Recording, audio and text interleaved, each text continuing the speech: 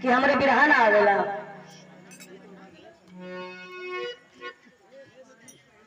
निर्गुण और वंदना गा के हमको बैठा देगा। एक धूल गावत रहन तो एगो में कहना जल्दी गावा जल्दी गावा जल्दी गावा, लेकिन 2.5 घंटा से बिरहा गावत हो, गावत गावत पूरे पब्लिक चल गई।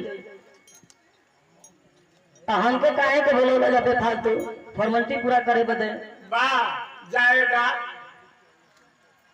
बर्दाश्त करा, गा ले तो खत्म हो जाए। यही से शुरू ना करीला बिरहा, आप जाने ला। और हर मंच पे आप जाला, हमरे हर मंच पे काहे कि आप हमारे गार्जियन हुआ, हमारे बड़े भैया हुआ, आपका सम्मान करीला। हम आप कहबा तो एक गोड़ पे खड़ा रह के हम आपके बात पे खड़ा रहा, लेकिन हमारा दिल रोवत है आज।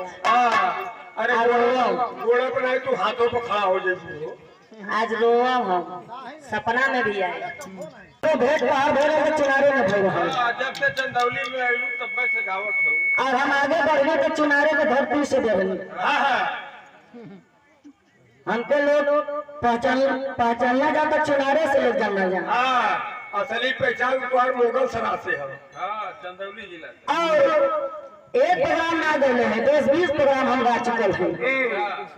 अब बगले में हो रहा हर साल दंगली बिरहा महल पर, वहाँ भी हम गा चुके हैं। एक सब शुरू ना करे, कहीं लगे पहले गवा लगा। खैर कोनो बात नहीं, मेहरारू आदमी एक के बाद यही बिरादर हमारो है, हमो यादो ही है। रानी तो हम रानी जैसा रही लगता, हमारे माई कलश की पूजा रानी तो रानी जैसा हो तो रानी जैसा रहू, यही से रानी रानी। तो मनमानी मत करा। अब बदला तो जो शुरू बोल मास्टर साहब।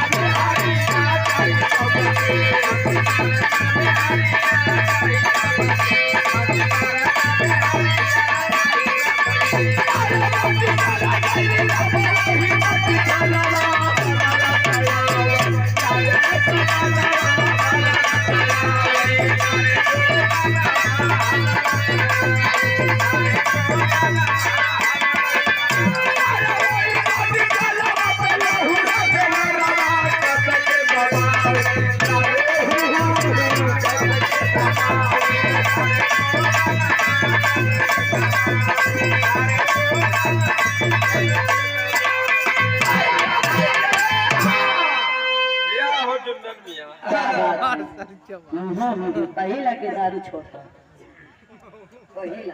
अरे तबीयत खराब है, दारू ना पिए थे। लू लागत है। अरे सब भी करना से था।